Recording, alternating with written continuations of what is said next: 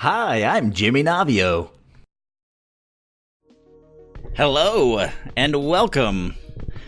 This is my little podcast. It's called Hit the Bucket. Thank you guys for being here. Welcome, guests who are coming from... Hi, I'm JimmyNavio. Welcome to all my guests coming over from Mr. BruceCooper's channel. You guys are awesome. You guys have been, honestly, I've been really excited for this podcast because I gotta say, Bruce, you have I'm gonna bring him on in just a second. We're gonna get some business stuff over with first, but you guys have been so incredibly welcoming. Like, you have cultivated an awesome community. Like, every time I show up in his channel, he's like, I'm doing a podcast, post your links, what's going on? Like, nothing but positive energy and like super great community. Like, I can tell you really care, and that is awesome. Bruce is going to be on in just a second. Before I bring him on, I want to remind my listeners of a couple of things. This podcast, if you're listening to it on iTunes, Google Play, Spotify, wherever, a reminder that we do this live on Twitch, twitch.tv/JimmyNavio. every Wednesday night at 6 p.m. Pacific. So come join us live. It's really fun. Sometimes we answer audience questions and stuff during the show. So check it out. Also, there's a YouTube channel. Please go check it out. Subscribe. We edit and put all the videos up there by Friday. It should go out across all the different platforms by Friday once we get it edited. Also, a reminder, in my merch channel, we have a Hit the Bucket shirt available. And if you have any questions, any guest suggestions, sponsorship opportunities, anything like that, you can contact the team at hitthebucketpodcast@gmail.com. And that's all the business shits. So without further ado, I'm going to bring on my guest, Mr. BruceCooper. And you may notice that my co-host is not here at the moment. He's stuck in LA traffic. He forgot. He's back in LA, and he forgot how bad the traffic is. So he'll probably be joining us a little bit later on. But for now, it's just going to be me and Bruce chatting for a minute, getting to know him. So I'm going to bring him on now. If you want to unmute yourself. Hello? Hey. How's it me? going? Yes, I can. Good. How you doing? I'm good. How are you? Good. We had a chance. I always connect with my guests a little bit before the show starts and get to know them a little bit, work out the technical difficulties, and we had a nice little chat. I got to know you a little bit, and I pointed out, I didn't know this. He showed me this right before we started. He's got the coolest little light setup behind him. Obviously, if you're a fan of his, you know about this, but any of my viewers out there, it's really cool. You said the audience can like interact with it? Yeah, so if you're in my channel, you can type !color followed by any color you want, or like a hex code, and it will like adjust the color, the background color, to whatever color you type in chat. That's pretty awesome. Is that something you developed yourself, or is that where'd that come from? No, well, so it's something I've always wanted ever since I found out that light bulbs could do that. Right. People are now in my channel doing it. I have boboth channels up. I just saw Monopoly type color pink, color green. That's awesome. Yeah. So I'm going to make sure that he can't do that anymore. Oh, your face changes colors too. Yeah, it's really great. But anyway, I reached out to a buddy of mine who is a lot smarter than me. His name is Eklos, and he's the one who was able to make it happen. So all credit goes to him. He wrote some Python code and fixed and made it happen for me. So it's his doing. I just got to fix this really quick. Sure. Is that an actual bit cup behind you too? Yeah. I've got a bit cup on my shelf. And is that real? Like, if someone donates bits or whatever, it fills that up behind you? Yeah. Yes, sir. That's pretty cool. Yeah, it'll, I don't know, man. Like, there's so many people. Like, I stay up all night thinking about what I could do that might be just a little bit different. Sure. I got this limited space, this little window on the internet, and I'm going to try to put as much weird stuff into it as I possibly can. So. Yeah. I get it. That's awesome. Yeah. Thank you. Bruce, I've honestly, I've been racking my brain trying to figure out, Flash, thank you. Welcome, everyone. I've been trying to figure out where, I don't remember if someone suggested me to you. I think, Josh Tucker. I think that might be the connection. Because I think he might have hosted you, or so. I don't know how, but one day I ended up in your stream, and I really liked everything about it. I was like, oh, this guy, he's got some cool stuff going on. So I put you. Cool. I have a list of like people that I want to get on the podcast, and there's the big hitters, and then there's like maybe down the road type people. And you were on my big hitters list, and I was like, thank you. I got to start planning the next few months. And I was like, I'm gonna reach out to this guy. And you had no idea who I was, and I messaged you. I was like, hey, tell me to fuck off, but if you want to be a guest on my podcast, I'd love to have you. And his first response was, fuck off. I was like, I like this guy already. Yeah, man. He's the best. Like, if you're not gonna find that humorous, like, this would never work, you know what I mean? Like, people reach out for weird stuff all the time, and I kind of like to test a little bit if it's something like this. And a lot of times, like, I'll get blocked, or it's probably not the smartest like career move, but I mean, if you're gonna respond the way you did, then hell yeah, I'll be on your podcast. You gotta be able to roll with it. Wow, look at you guys. Right. Yeah. See, this is what I'm talking about. Like, your community's already getting involved. I love it. Yeah, man.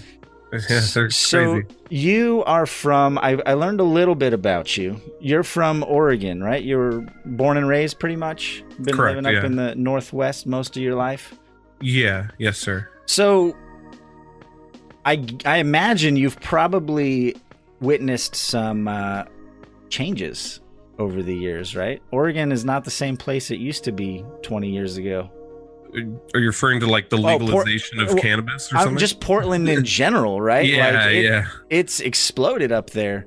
Yeah, when I first moved up there, I got this like massive apartment for under $700, and that same apartment, it's like $3,000 now. And that was 10 years ago. It's still like that amount, and it's not any nicer. It was built in the teens, it was like really rough. There was like a heroin overdose in the hallway the week I moved in. It's just a rough spot, but it's all I knew, and it was downtown.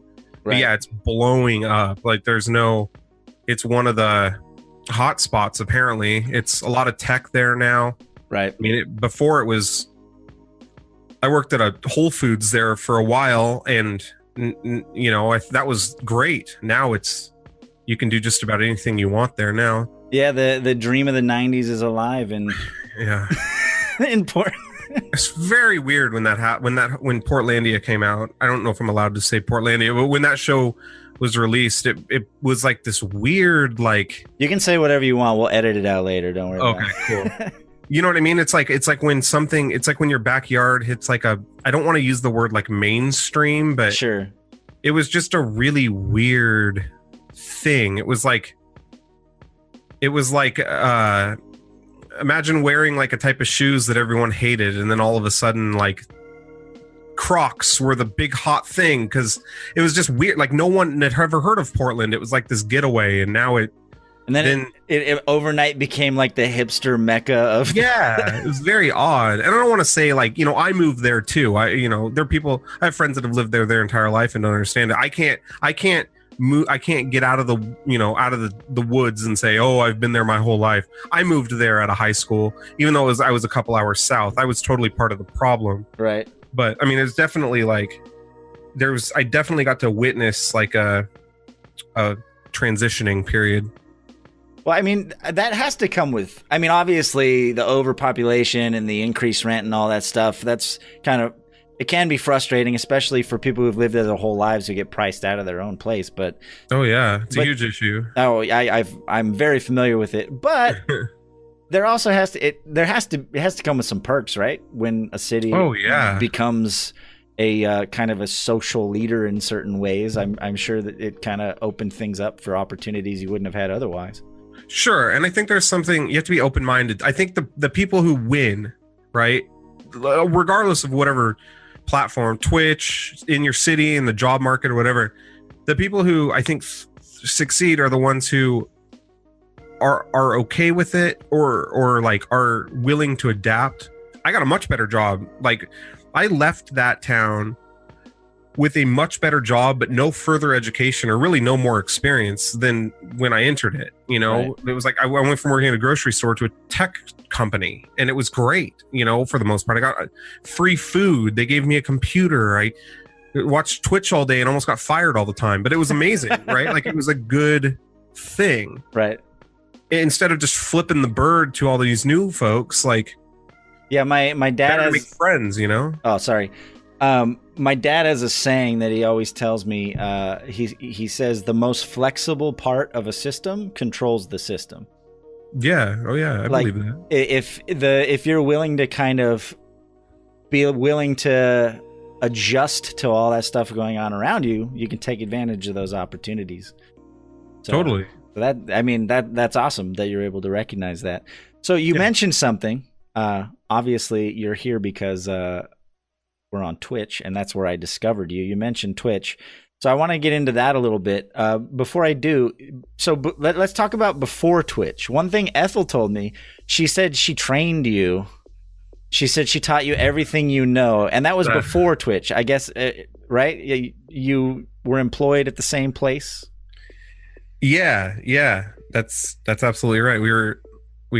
I started working at this place, and this place had a training area in this big like banquet hall thing, and they had these tables set up, and when training started, she was one of the trainers, and I entered that room, and I immediately, like, it was, I'm not like a love at first sight type of person. You can say it. You saw it. You knew.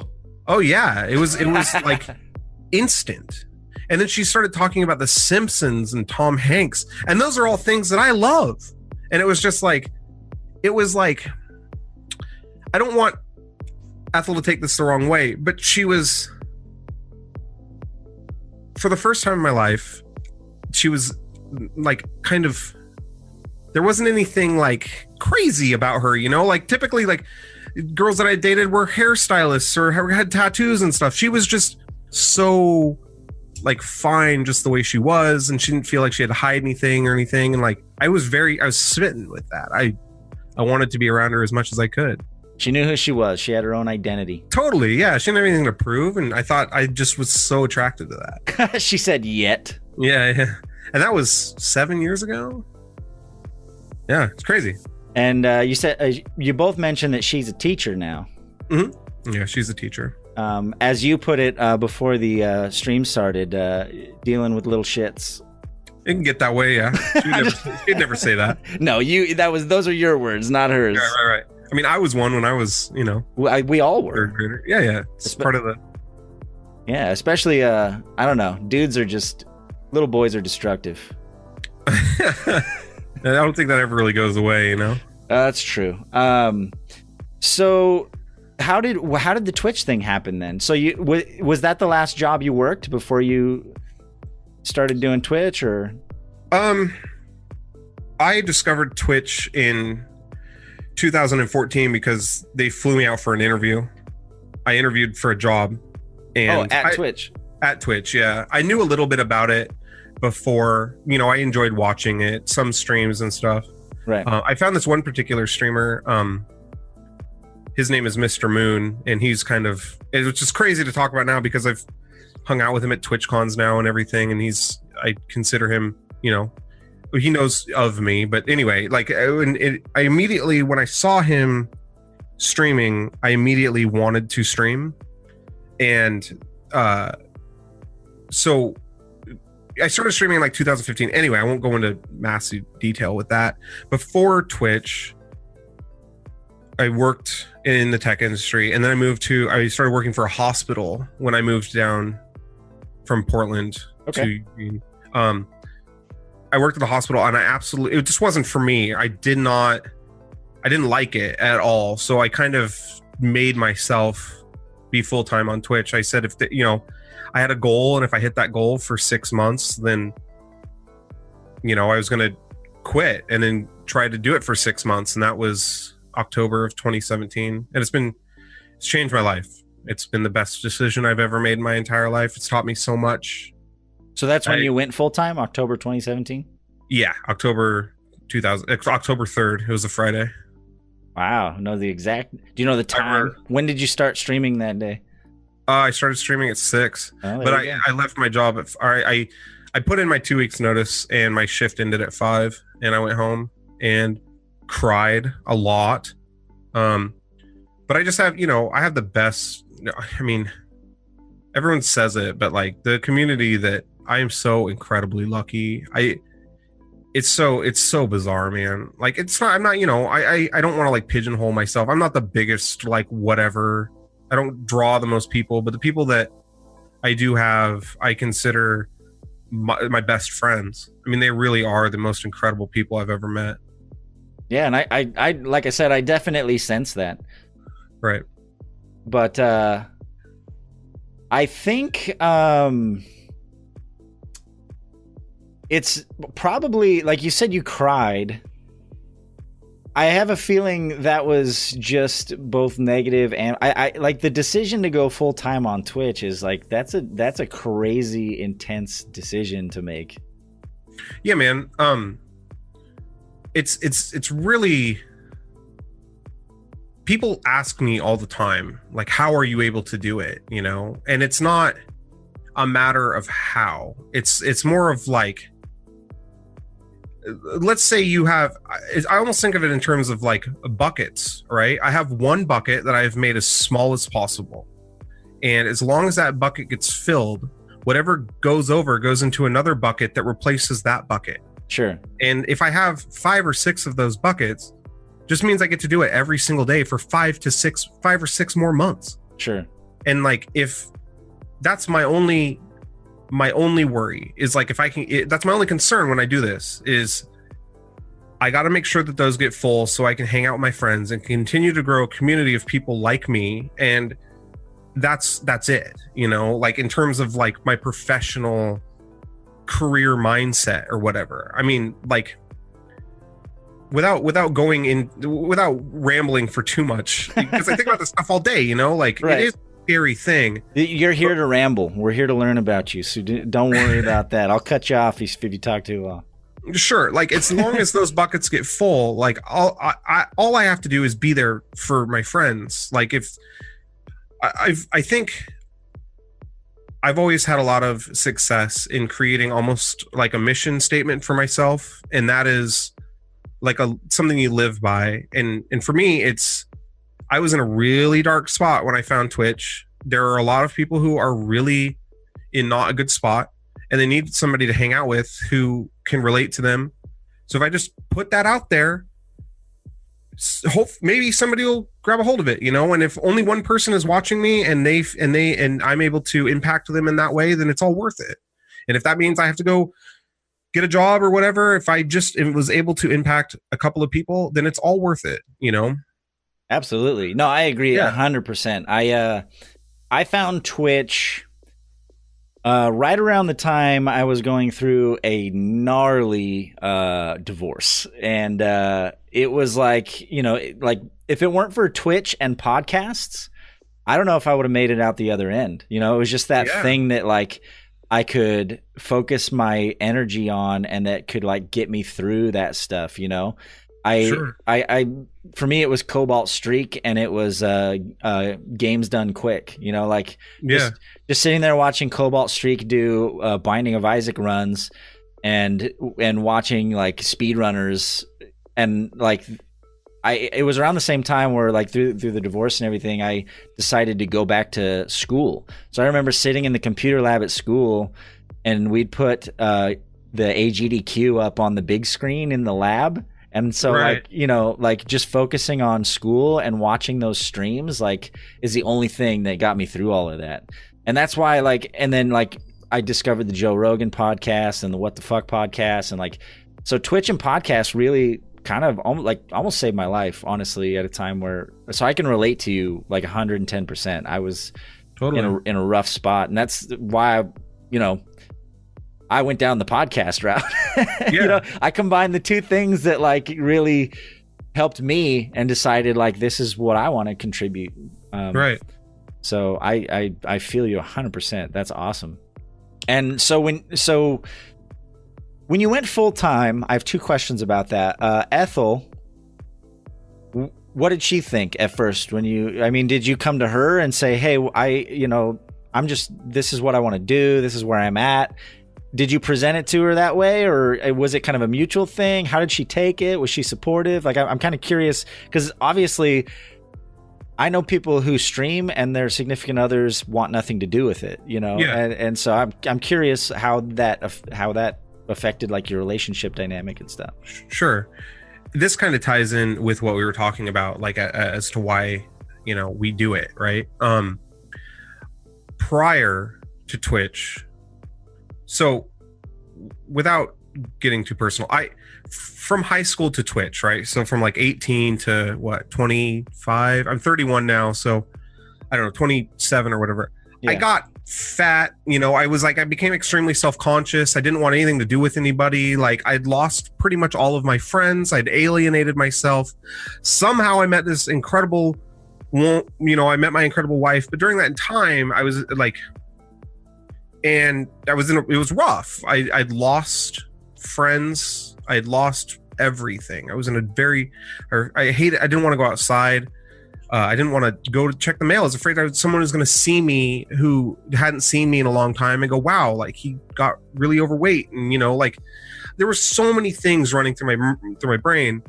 So when I started streaming on Twitch, I didn't use a camera. And I very specifically remember somebody saying like, oh, you're funny. Like, this is funny. Like, this is great.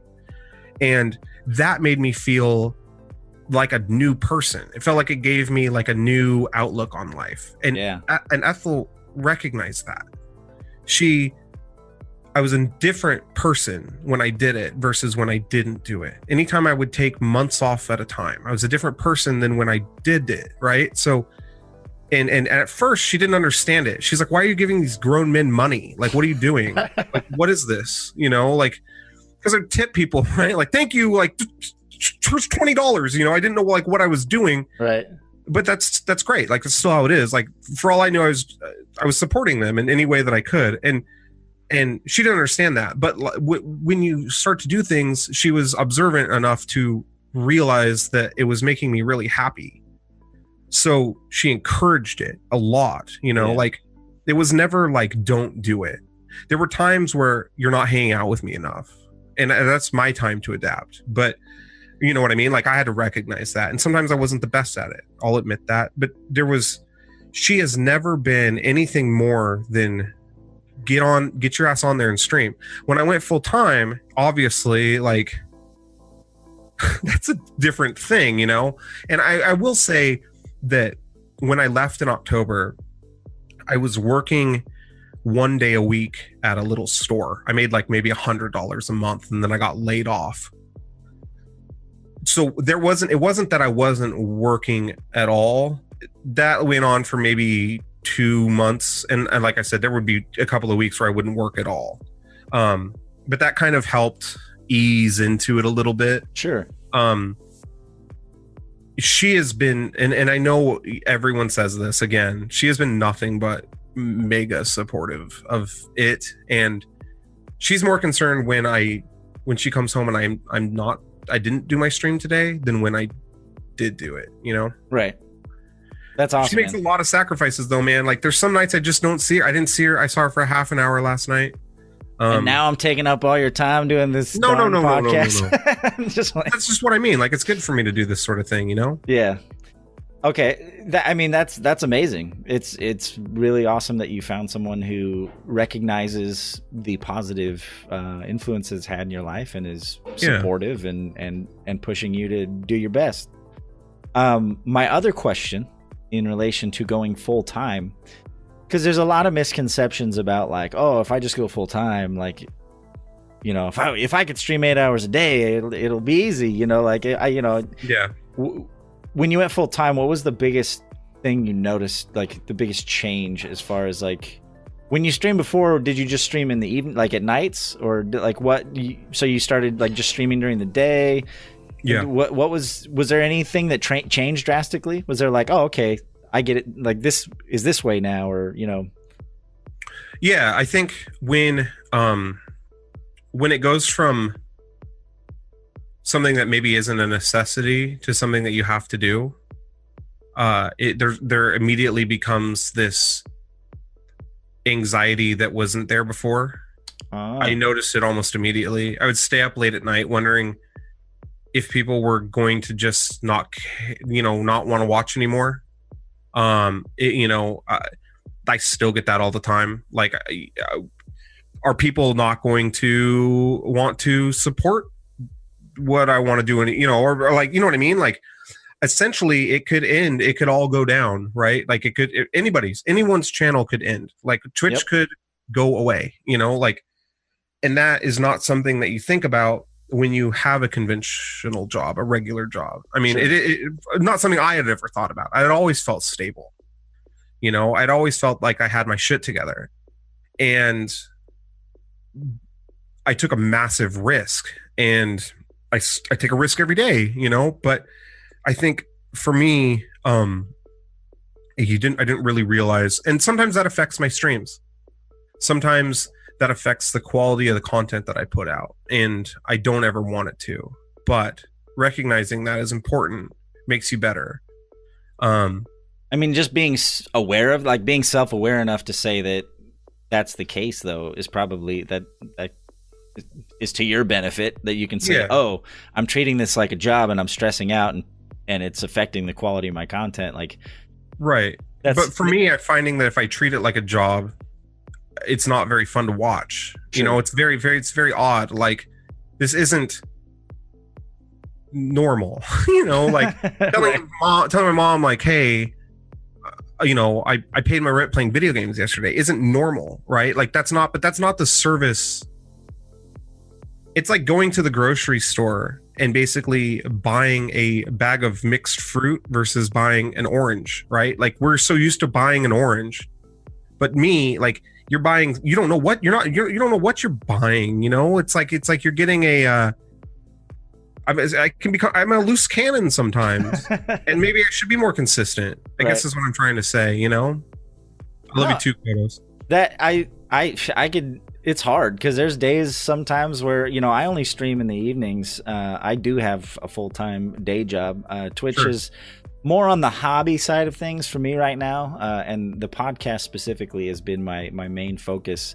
And there are definitely times where I'm just like, I can't do this today. Like that, and you have to take those times to say, why am I doing this? Like, you kind of have to remind yourself of, like you said, what is it? What is the product? And why you have to remind yourself of why you started doing it in the first place, because it can become a grind and it can become work, and that's when I have to check myself for sure. Sure. I mean, and like real like what I really mean by that is I'm not offering a specific anything. Sure. I'm just a guy playing video games on the internet trying to meet as many people as I can. That's literally all I'm doing. Yep. Trying to put myself out there for people as much as I can. That's not like a specific thing, and it's one of those, I don't have a specific like trade that I'm doing here. I'm not a psychologist. I'm not a, you know what I mean? Like, it's just this, this is what I am, and here I am, and it's all we need. It's all we need, Bruce. Yeah. You're everything we need. All right. Well, thank you. I wanted to move on to a couple more things that I found interesting. So let me see if I can find some of the little tidbits. I thought I had them up here. Let me see. I actually went behind your back and had a little conversation with Ethel, and to her credit, I tried to dig for some serious dirt, and she had mostly like just really good things to say about you. I was trying to like get some gotchas that I could like surprise you with on stream, and she was extremely kind for the most part. Oh, she did. By the way, I totally forgot to mention this, everyone. BruceCooper has taken the time out of his birthday to be here on the stream today. Thank you so much. Please, everyone, wish BruceCooper a happy birthday. When is this going to end? This is bullshit. Here, do you want me to sing? I'll sing you a song, Bruce. Are you ready? Here, you ready? It's not my birthday. Happy birthday to you. Happy birthday to you. Happy birthday, Bruce Cooper. Happy birthday to you. I'm not going to say thank you for something. Happy birthday, Very Bruce nice of you. Cooper. It's really not my birthday though. But That's not what she told me. So TwitchCon 2016 October, right? They brought out a birthday cake. She told me that. They told the restaurant it was your birthday. It wasn't my birthday. Some cook made that, put his heart and soul into a product that wasn't rightfully mine. It's awesome. Thank you. I love it. Happy birthday. Yeah, thank you. Let's see here. There's some good ones here. She said you're a very hard worker and you know a lot about Twitch. She said you refuse to play Mario Maker. What's that about? My follower alert is me playing Mario Maker, screaming the F word, and it's bleeped out. It's soul crushing. Mario Maker is a game. Mario is a game that children enjoy. Mario Maker is it's like Dark Souls of Mario. It's terrible. I don't know why anyone would ever want to play that awful game. It is somewhat masochistic. It's terrible. Makes me depressed. I hate it. Sorry. I hate that game. I'm sorry I brought it up. Yeah. I thought we could get past this already. She also said that you love peanut butter and chocolate. Yeah, that's an understatement. I adore peanut butter and chocolate. It's the greatest combination of. I'm trying to like cut this out of my, trying to drop some LBs, but man, peanut butter chocolate makes it really hard to do that.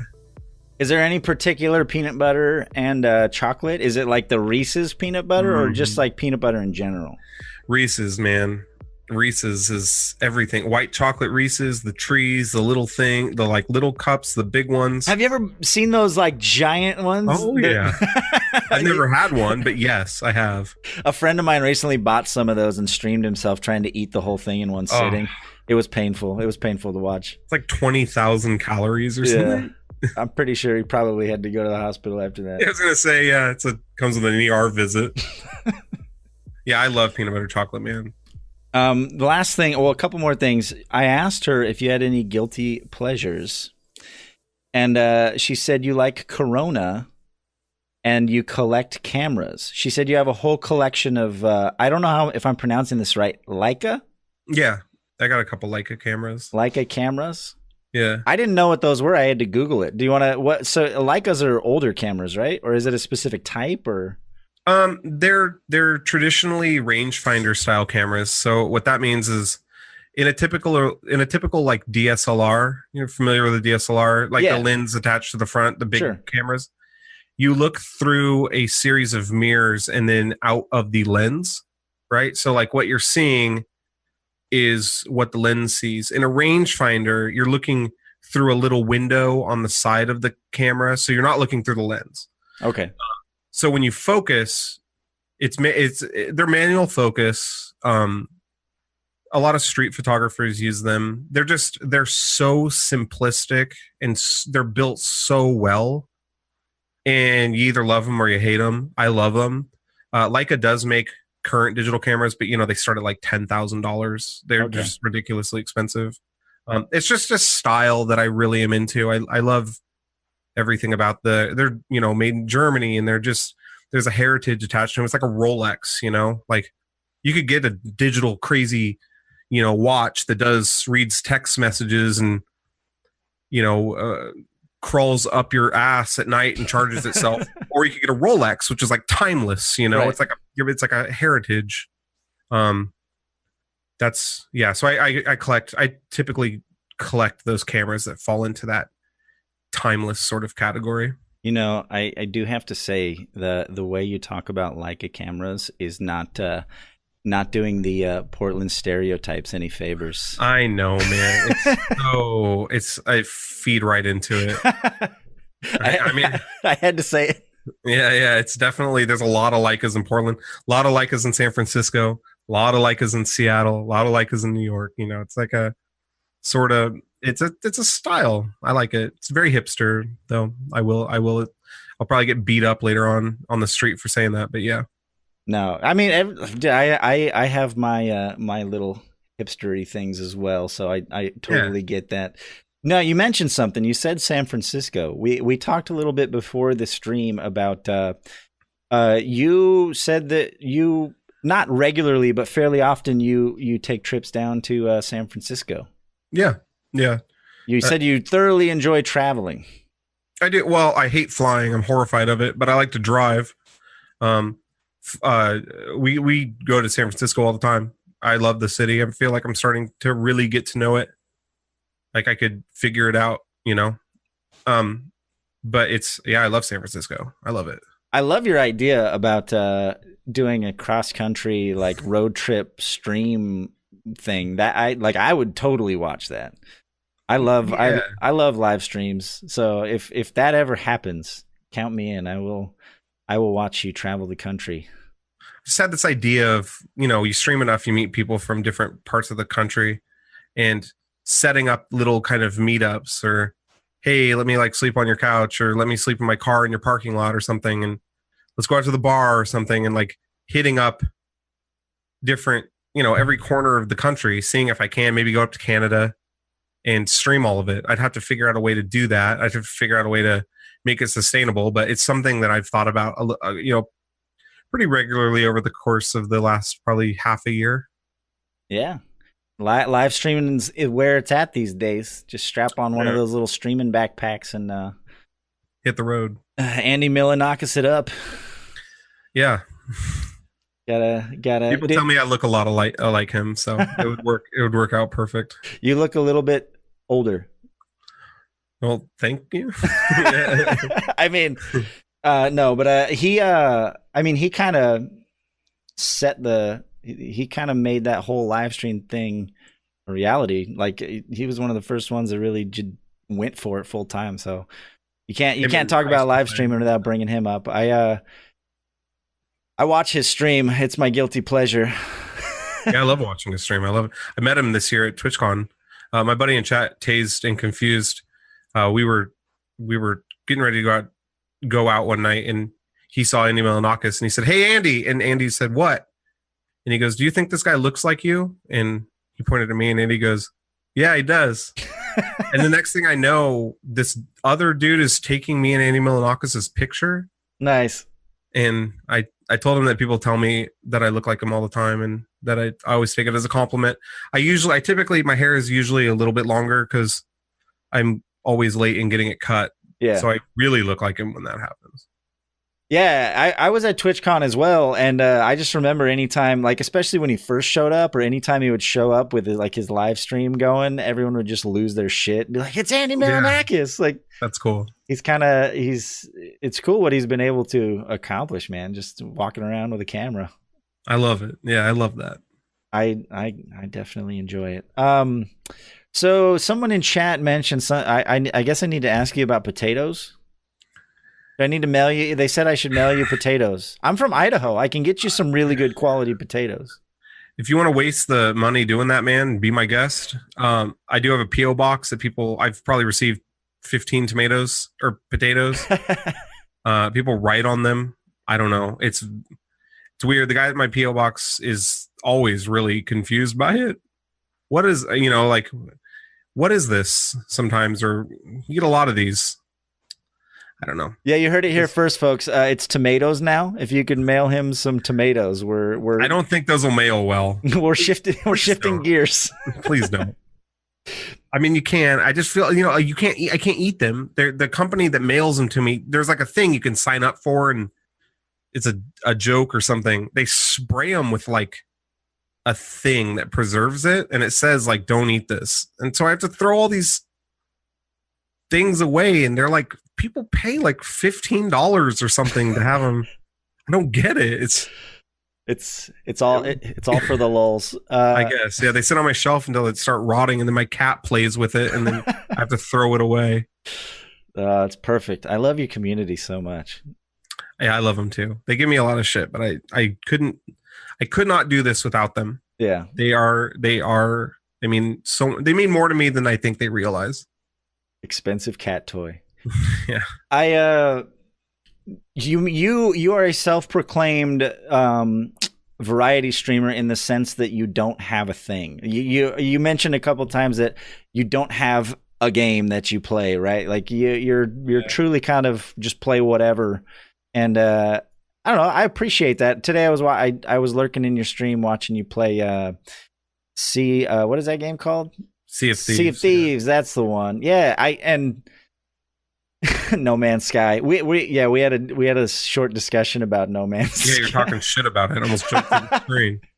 When we were posting on when we were thinking of what to say for the Twitter post, I told my editor that he should say come by the stream and meet someone who purchased, played, and enjoyed No Man's Sky.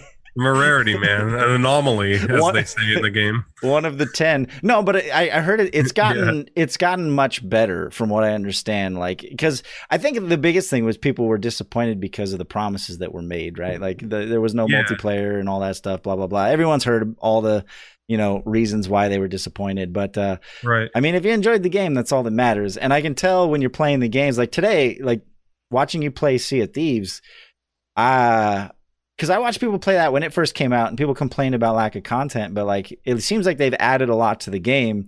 And there was stuff like I had never seen, like the NPC boats and the like whatever that shark thing was. And then right after you killed the shark, like some giant tentacle monster showed up. Like it was just one thing after the other. It was pretty entertaining. Yeah, man. And like with No Man's Sky,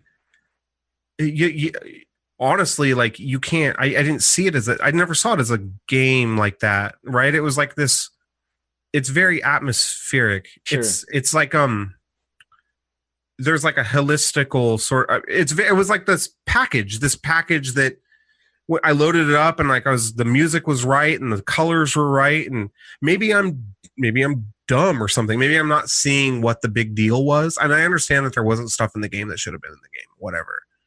But I just couldn't help think like this was somebody like made this. Like I'm on a planet no one's ever been on. Like I could just run around and scan stuff and that's fun. And like, I don't know, like they have added a absolute metric shit ton to that game. And it's definitely it's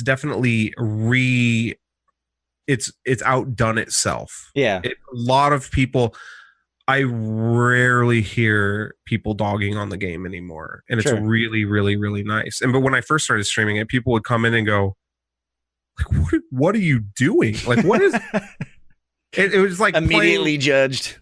Right. It was like playing Roblox. Like you can't really be enjoying this, right? I mean, there's nothing wrong with the Roblox, but you know what I mean? Like, what are you doing? Right. And now it's like, oh my God, this is awesome. I've turned on more people to that game than any other game I've ever played. Yeah, no, I have almost pulled the trigger on it a couple times, especially after all the updates they've done recently. Right. It's on my radar. I'll probably end up getting it at some point in the future. It's a great game. So I have a couple more things just so we can get to know you a little better. I got a couple clips here. Great. that were shared that I enjoyed. And then I also wanted to mention, and if I have your permission, I hope you guys don't mind. I wanted to show your little, not little, it's amazing. Your first episode of your little the cartoon, yeah, sure. That you do the voice work for. So I wanted to do some of that, and then we got a few quick fire questions, and then we'll take a short break. Okay. So if that's cool with you.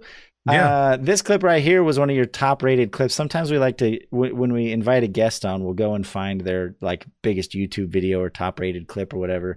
And I found this one extremely entertaining. So I'm going to switch over to our media view here and we'll take a look at it. Arc. Yes, I believe this is Arc. This is a shining day in hell for me. I know, little Riley. I know it's scary. Ooh.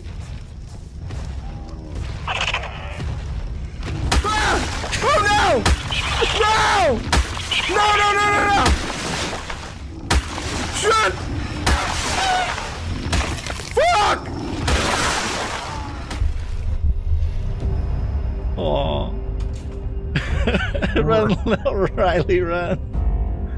It's horrifying. So, could you? Is there any context to this? I'm not super familiar with Ark. Is this something that just happens in that game? It looked like you were inside your little hut, and then yeah. Not to take it too far back, but like this is a beautiful part about being a variety streamer, right? Not like playing one game. I get to experience this sort of thing all the time. Like there's that game. I didn't know that a video game could create that like level of fear in me, you know, like I heard this like stomping, and then all of a sudden this Tyrannosaurus Rex was putting its face through the roof of my hatch shack and killing my one and only pet. Like it was such a horrifying like experience.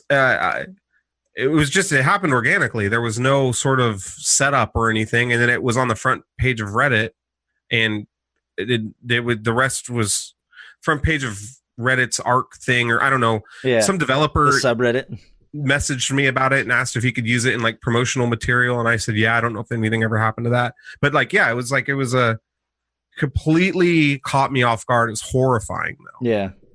Dude, that was it caught me off guard. you posted that in our little DM group, and I was not anticipating that at all because I've never played Ark. So, like you said, I didn't know that was possible. In that game. So I found it extremely entertaining. And this was the other one. Let me switch back to our media view here. Apparently, you were memeified, and I enjoyed this. I thought it was great. Oh.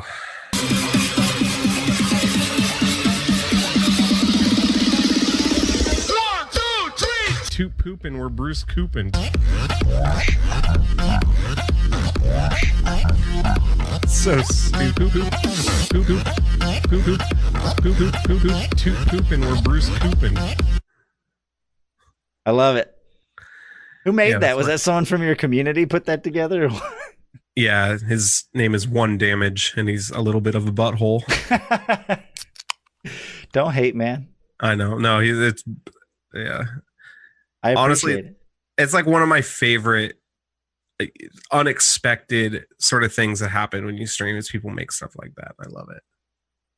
So last one, this is only 3 minutes long. If you're cool with me playing the whole thing, I would love to play it so it's on the podcast and everything.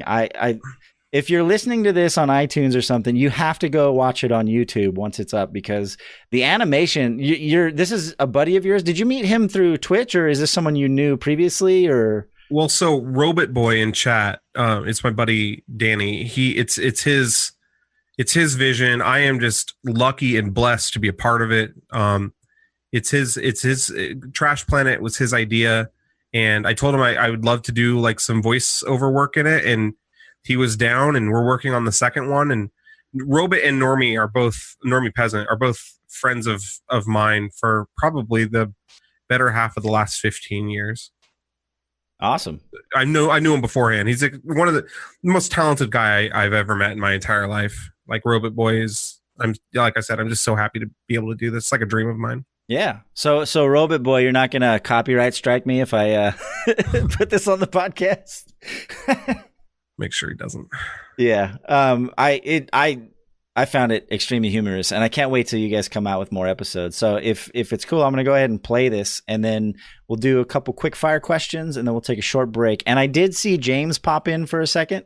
So my co-host James will be joining us after the break for a crowd favorite here on the podcast. We have a segment called Sheef's Beef, where a good friend of ours, Mr. Meshyf, twitch.tv/Meshyf, he puts together a little video of two things that he is not happy about. He gets real pissed, and he complains about a lot of silly stuff. So we get to debate which one is the bigger beef. So it's a really fun segment that we do here on the show.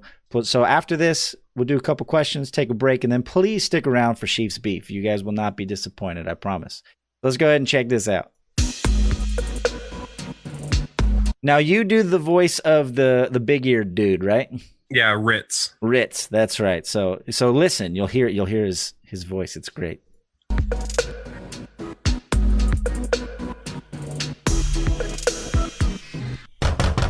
You got to let me know when it ends because I can't hear it. Yeah.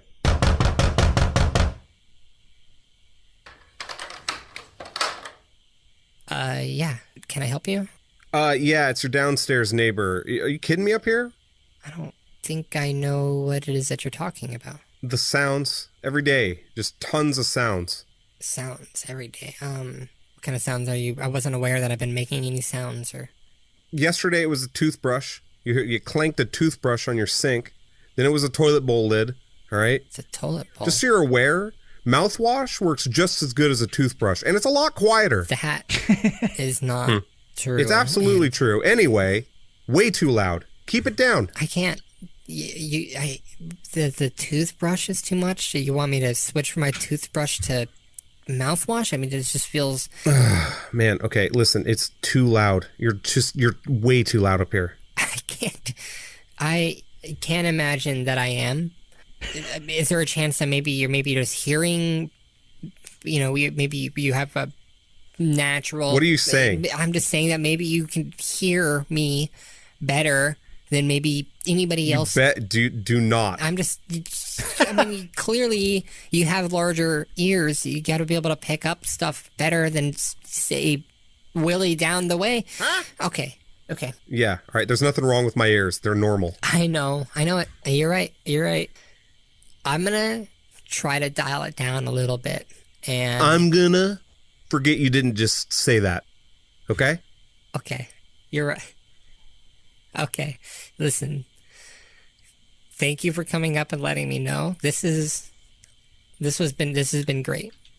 And I appreciate it. I shouldn't even be telling you this, but I'm recording all of it. Okay? All day. Right? I'm doing my streams. Recording it. My ASMR streams. ASMR scream streams. And I got a chat full of people, like 15 people every day who say, "What is that sound?" So my toilet bowls, it's interfering with the scream stream. It is. That's what I'm saying. Wipe that smile off your face, okay? Yeah, you're right. Every single day is. Listen, it's what I do. It's what I'm passionate about. Okay? If you don't like it, then just keep the toilet bowl lid from smacking the toilet, okay? We won't have these conversations anymore.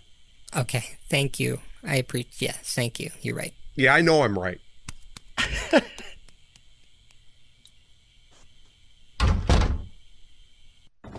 Okay, guys, I am so sorry about that. That neighbor up there is he's loud, right? And I've talked to other neighbors about him. They laugh at me a little bit, but I think we are all on the same page that he needs to keep it down. It's unbelievable.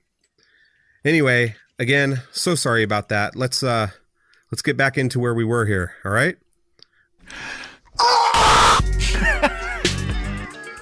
Dude.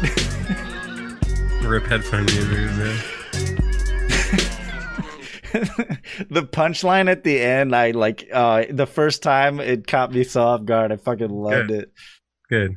It was fantastic. So that's your voice. Yeah, it's a true story too, actually. Really? A little bit, yeah. I got my downstairs neighbors, they are hypersensitive, and they have complained and called the cops numerous times. And it's gotten to the point where the apartment building considers it harassment and is threatening to kick them out if they don't stop. So, oh wow, kick them out for constantly. We've done nothing wrong. I don't stream past quiet hours. I'm not loud. I just live my life. It's not like I'm up here, starting a punk band or whatever. Like I'm just doing my thing. Right. They're just assholes. And if they can hear me right now, you're an asshole. Leave me alone. If you're watching this podcast, and literally leave me alone. And they also scream ASMR, yeah. I didn't realize so many people didn't know what ASMR was. You live and learn, Yeah. Next episode needs to be a little bit more relatable, I think. It's definitely becoming more known now, but yeah, it is still, I think, a fairly niche thing. Yeah. If you're not on a part of the whole internet culture, I think it's still on the fringe. So I have a couple questions for you. Hit me. What's your favorite cuss word?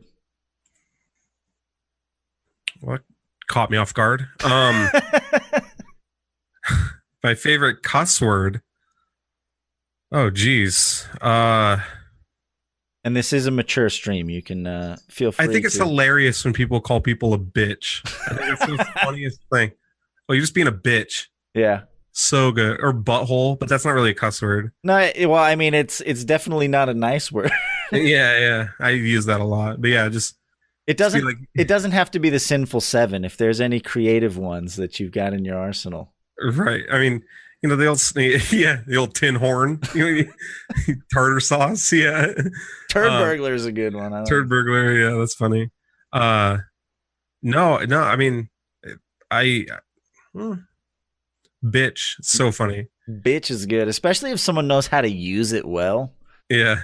A well-timed, well-paced bitch can go a long way. Remember like riding a city bus once and hearing some kid be like, tell dad to quit being such a bitch. And I remember being like, you're in trouble. You're gonna get home and he realized it immediately. It was like, oh, whoa. Yeah. Newsflash to that kid coming up. Yeah, there's that Key and Peele skit. I said, bitch. Man, I'm so out of That's a good one. I went and saw my first movie in probably like a year last week. I mean, I'm so out. You're in the Twitch sphere. Yeah, dude. Like outside of Twitch, man. Like I turn my brain off just to a lot of like the cultural stuff that I should know about. Sure. Fortunately, I need to get better at that. Yeah, it takes effort. Like I feel like everyone's like, "Oh, have you seen the show?" And I'm like, "Nah, I streamed last night." Yeah, exactly. It takes up a fair amount of your time. Sure. Yeah, absolutely. Yeah, I get that for sure. We went and saw the cartoon Spider-Man, Spider-Man, Dimensions or whatever. It was incredible. I loved it. I was like, wow, this is like the technology is incredible. Like it was so good. It was so good. I don't remember what it was called, but it's good. Yeah. Yeah, no, they're impressive, man. Especially Spider-Verse, like even some of the stuff coming like straight to Netflix now is like really well done. Right. Okay, next question. What are 3 do's and don'ts for visiting Portland? Do's and don'ts? Yeah. Eat food you wouldn't normally eat. So there's there's this place called Killer Burger that has a cheeseburger with peanut butter on it. That's incredible. Drink as much beer as you can. Yeah, all the craft stuff up there. Yeah. Admire the homeless population. Do not eat voodoo donuts. Oh yeah, I've heard of those. It's not worth the wait. They're not good. I don't understand what the whole thing is about them. They're not. I don't get it. Why were they ever on TV? It's the donut. Don't get me wrong. I love donuts. Voodoo donuts, though, is like you're gonna be so disappointed. Okay. And there's such. Anyway, do not do meth. Are you sure? Yeah, I'm positive on that one. I've heard it's cool though. It's I don't know. Maybe. What else? Do not go to a strip club. There's more strip clubs in Portland per city block than I think anywhere else in the world. I heard that. That statistic surprised me. I didn't realize it was so prominent there. Yeah, just a lot. I don't know. I understand. I respect the hustle, but like there's just like I can't see any of them being when there's so many. How do you know you hit a gym? Like you got to really do some research or something. I don't know. Yeah, those are the stereotypes. Don't really fall into the stereotypes, right. But enjoy the city. Like enjoy the fact that it's growing and it's excited to see you. Oh, and don't move there. Don't move there. Stay out. Yeah. All right. So I think that covers that. 3 do's and don'ts. So you were quick on that one. Yeah, you had it. You knew. Spent time there. And my next question: Why is Seattle trash?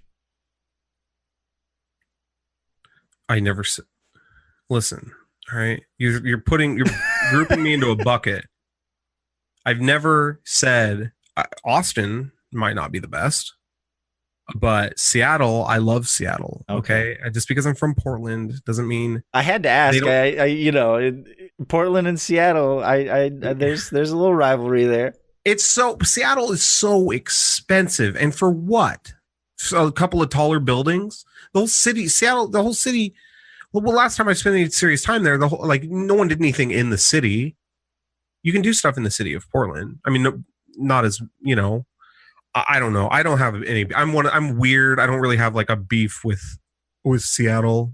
I got a friend that lives there who I care about. You know, like, yeah, that's a very out of Portland. That's a very that's something somebody that didn't live in Portland would say. So good job. I had to try. I had to stir the pot. Let's see. What sound or noise do you love? Is there a sound or noise that triggers you, that takes you back to like your childhood, or that like transports you to a place in time? Okay, it's weird that you said that. So can a sound be like, you, before you laugh at me, have you ever played the game Minecraft? Absolutely. So you know when the music, you know when the like sun comes up in that game and the music turns on? And the music comes up? Yeah. I love that. That is I got that same feeling in No Man's Sky, right? Like, I love that sort of, or Zelda Ocarina of Time. Like when you hear the music, like like they're just like, I love that. I love that sound. I love it when video games do that. Yeah, they somehow captured and portrayed what it feels like to walk outside when the sun is rising over the horizon, and it brings you back to a great time, right? Yeah, like to a fun time. I love that. Yeah, absolutely. Sound that triggers me. The sound of really coarse wool on your skin. Oh, that like. Or rubbing two Brillo, like, you know the sponges that have the green part. When you rub the two harsh sides together, I can feel that when you said it. It just, I'll jump out of a moving bus if someone's doing that. Children's laughter is up there as well. Thanks, Zero. Little shits. I love how the chat really comes out. Yeah, really comes out to ruin me. My favorite one that we've had for the sound that triggers is the sound of teeth biting a fork. That one was up there. That's pretty bad. Yeah. Yeah. That's I feel that. So what are you not very good at?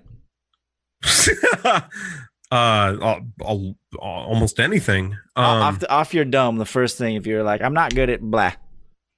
I'm not very good. Off my dome. I'm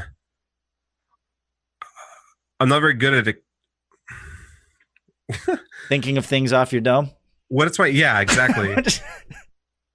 I'm not very good at being friendly sometimes.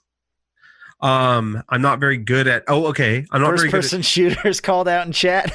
Yeah, first person shooters. I'm not very good at video games, and I think that is why I love Twitch so much. I'm not very good at them. I'm really not very good at video games. Yeah. Yeah. It's an uphill battle. It's a learning experience. I'm not very I'm not very good at like introducing myself to people. You've done well so far. You're doing great. Thank you. I'm not very good at being self-confident and having a lot of confidence. I want to get better at that. I heard alcohol helps a lot with that. Yeah, I've drank a lot today.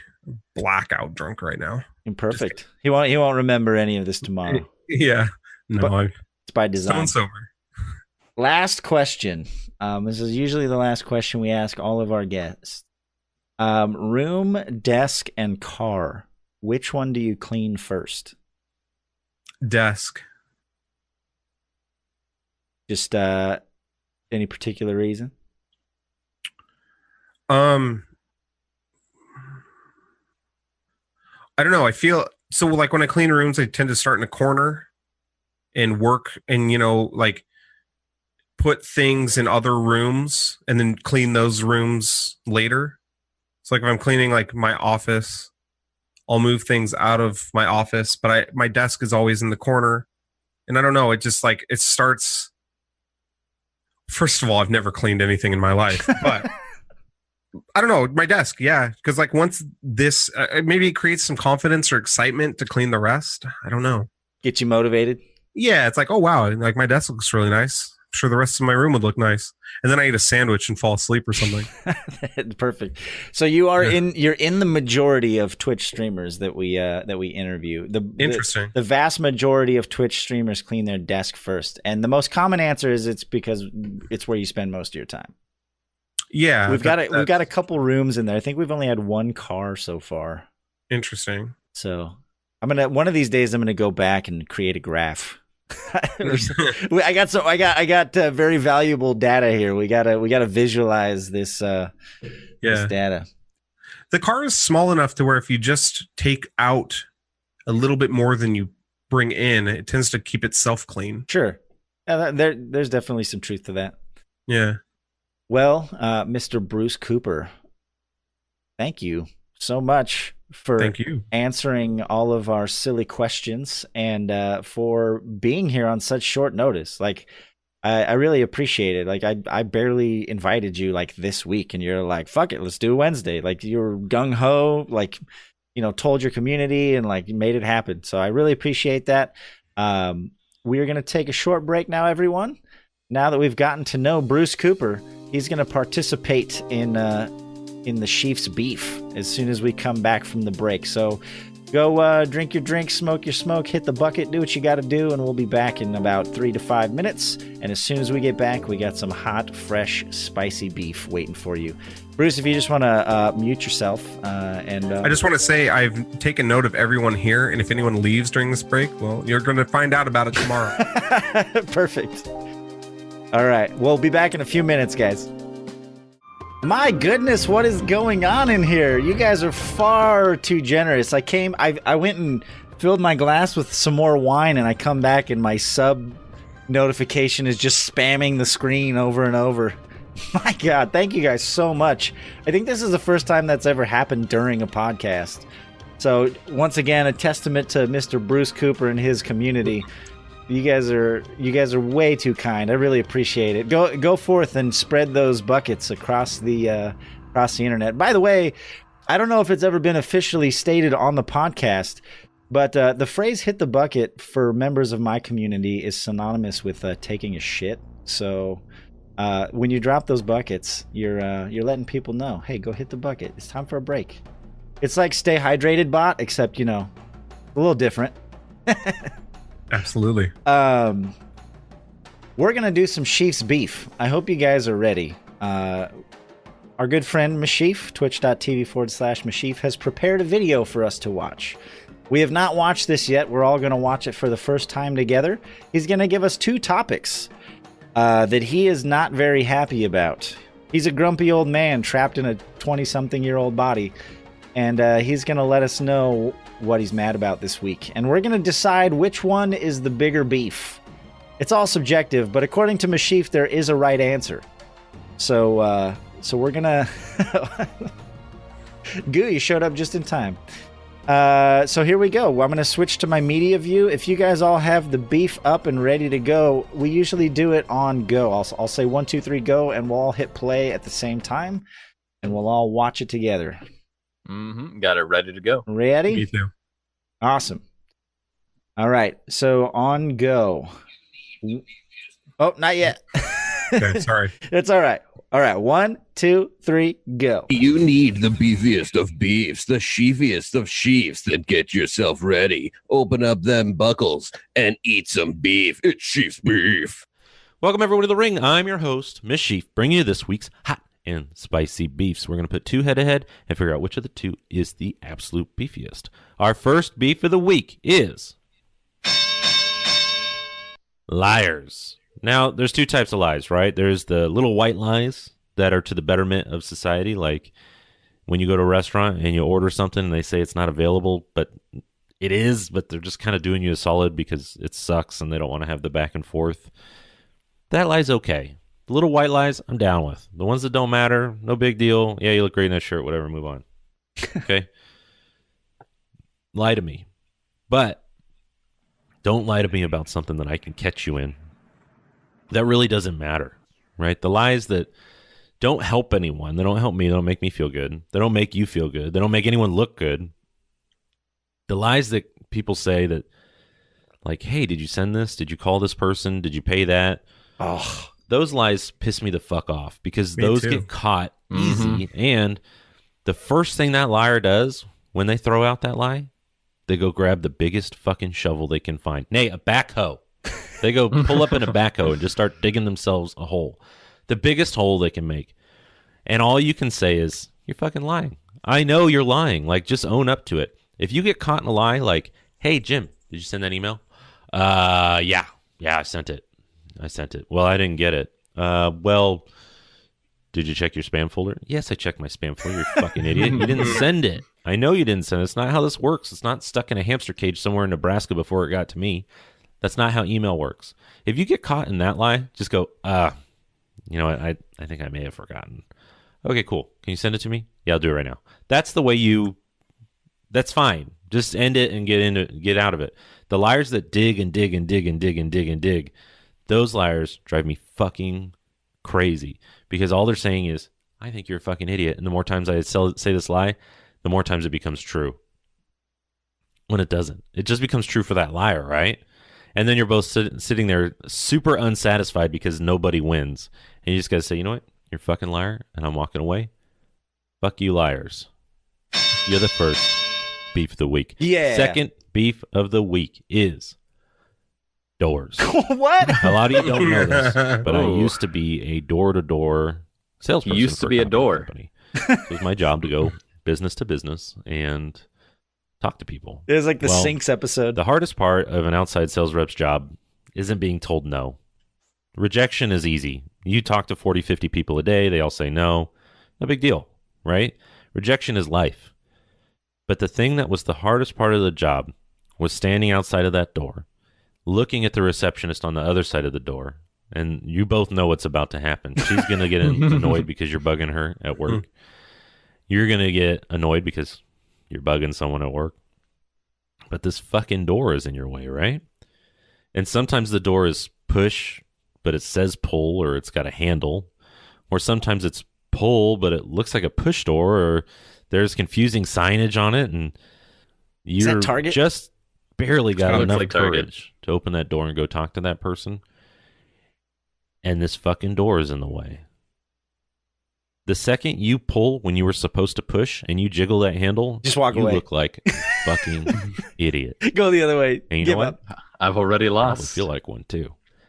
There's been more than one time when I jiggled a handle looking at a receptionist and just walked away. Like, I just can't. I'll come back later once I figure out this fucking door situation, because it kills all confidence, right? A door should be very simple and easy to use. Just by looking at it, you should know which way it's going to open. Inside, outside. Fucking tell me. Tell me in the design. Tell me in the signage. Something.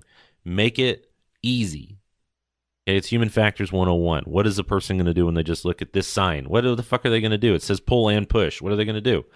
Don't know. 50-50 shot. Everyone should just turn away and walk away. We don't frequent that business anymore. Fuck that shit.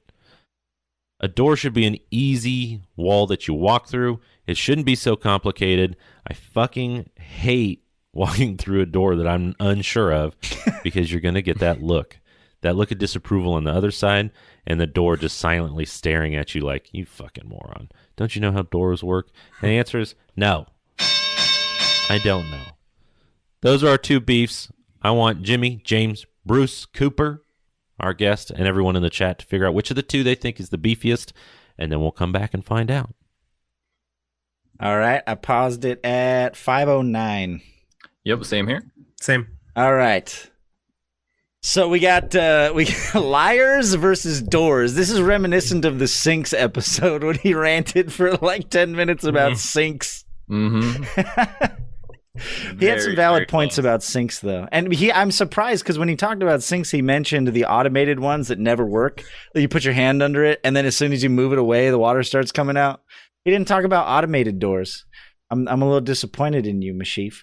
But so we got liars and we got doors. And the reason I asked about the Target door is because Target is backwards. I don't know if you guys have ever noticed, but every time I go to Target, I get confused because 90% of the places you go, the entrance is on the right and the exit's on the left. Every Target I've ever been to, the entrance is on the left and the exit's on the right. And I almost always go to the wrong side, and then I feel like a complete jackass. So I definitely agree there on doors. But I'm going to let BruceCooper share his opinion about these two topics first, and then we'll go around the table. Yeah, I feel like a door is going to piss me off more, because if someone's lying to me, I can just tell them that they're being a piece of shit. You know, like you can't really, like I can go up to a person and say, yeah, come on. What are you talking about? You know, like this isn't, you're not telling me the truth. But a door, like it's inexcusable. There's thought process in the development of that door. The absolute worst is pull doors. That every door should be a push door. If it doesn't work in that area, then just put it somewhere else. I feel like every door should swing open in video games, and in video games in particular. Like, why are doors opening towards you in a video game? Just walk through it. True. Like, why is this even a question that we're still having? It's 2018, right? Like, when they have that metal, like, I feel all doors should have a metal handle, like a metal sheet, and that's it. Just you push on that sheet to get out. I don't know. Liars, it's human nature, you know. Like I can go up and tell you that you're being an asshole, but a door I can't. Doors are assholes too. They are. No, I as far as the point you made about technology, I agree. Two-way swinging hinges have existed for a long time. It's you can have a door that swings both ways. I guess maybe that's right. It should go both ways, not this exclusive one-way thing. Like, what is the point? That's being fancy to be fancy. There's no excuse for it. It's like saying caramel instead of caramel. We all know that caramel is the correct way of saying it. Especially if it's see-through. I could see why in some places, if it's a solid door you can't see through, you may want it to go one way so that like you don't push it and knock the person over on the other side. But like all these places, like restaurants and shopping and all, you know, most of them have clear doors. You can see through it. You can know that, okay, I can push this door open. There's no one on the. They should swing both ways. Maybe hospitals, I guess. Maybe they should be able to anticipate because if someone gets hurt from a door hitting them, then that's just a bad day for them. Yeah. True. What do you think? So are you choosing doors, Bruce? Absolutely. Doors 100%. is the bigger beef for you? All right. Yeah. James, what do you think? I'm gonna have to open up with a personal anecdote. At my college, there's a small part that has 3 sets of doors, like here, here, and here. And no matter how many times I've gone through that area, I never managed to open the door on the first try. And I always feel like an idiot because it's a pretty small campus, so people know me. And they probably think, oh, that's the dude that can't open the door on the first try. That's so that dumb. Every time I've gone up to it, I have to think like, oh, wait, is this the pull one or the push one? Which side is it? Because they're all backwards. The one leading directly into the building, that's a pull. But then the door right after it, that's a push from that direction. And then the one to the right is a pull. So depending on which way you're going in, you're like, wait, which one is this? And that's so annoying. It's like you said, it doesn't have the just like the push metal. It just has handles on either side just to push. And a handle is not made for pushing. Yeah, Have you ever used a handle to push something? Yeah. Exactly. And it's like, I feel defeated when I can't open the door on the first try. A liar should like, you lied to me. You've betrayed my trust. Yeah. Like, well, the door did. I don't like you. But the door, it's like the door, I was betrayed by an inanimate object. That's the worst. That's the worst part. If a human being betrays you, you can just, go make it right. But this, you can't.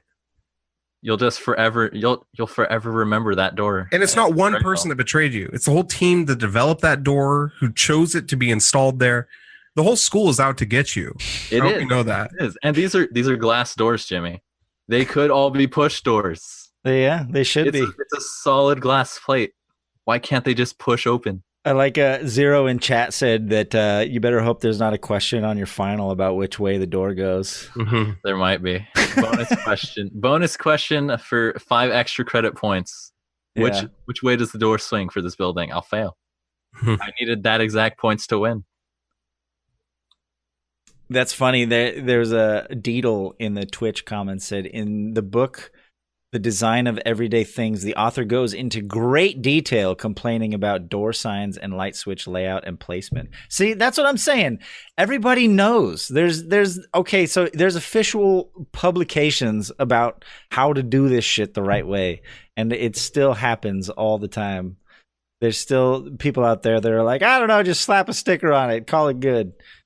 So I don't know. I might agree with you. Although I always tend to try and step back and look at things on a global scale when answering these questions. And I like liars, especially high-ranking liars, can destroy nations. So if I take a step back and say a few generous non-truths can cause some serious issues when said by powerful people. So that's the only reason I may tend to lean towards liars a little bit. But doors is a global problem as well. What if one of those people saw a door that lied to them and it pushed them to be that sort of person? No, better yet, powerful person is with another powerful person, leaders of different nations. Leader A goes to push the door to pull. He feels weak, emasculated. Now they go to war because he has this problem. He has to prove himself now. The door defeated him. Is that what happened? Lightly, Jimmy. Hitler pushed one too many pulls on the... And that was it. Wow. Went to a new place. Jesus. I mean, I guess, but I think I might have to go against the grain and say liars because it's so venomous. It's especially because his specific example was people who are intentionally lying. Like, not people who may have forgotten the truth or fudge the numbers or, little white lie. No, your ass looks great in those jeans, babe. You don't look fat. There's a difference between that and the malicious type of lies that can ruin people's lives, right? Like false rape claims and shit like that. Like, lies can go pretty extreme, and they can. If I'm being real about this question, I might have to go with lies. But I do not discredit that doors are a giant pain in the ass. So it could go either way. I'm honestly not sure which way Meshyf's going to go on this one. I could see him going either way on this. So I can see your reasoning. But doors. Yeah, there's just something evil about improperly. I've actually thought about this before, and I've read that. I've seen interviews with that guy in that book or something, or somebody was studying him. Anyway, yeah, there's liars, whatever. Doors, get the fuck out of here. All right. So we got 1 vote liars and 2 votes doors. So like I said, we're at 509. We'll see what Meshyf has to say about it. According to him, there is a right answer. If you're playing at home and you've got your answer written down, we're about to find out if we are right or wrong, according to Meshyf. So we'll do it on go. Ready? 1, 2, 3, go. Jimmy, James, Bruce, chat, thank you so much for your input. Let's find out which half of you are right. Now, the biggest beef of this week is doors. Told you. Now, liars can be a big problem too. Don't get me wrong. Okay? But that's like a human nature thing, right? That's something that's embedded in people, and they can't help it. Doors are a conscious decision that's planned out by an architect, a construction worker, an owner of a building. It has to go through all these fucking people, right?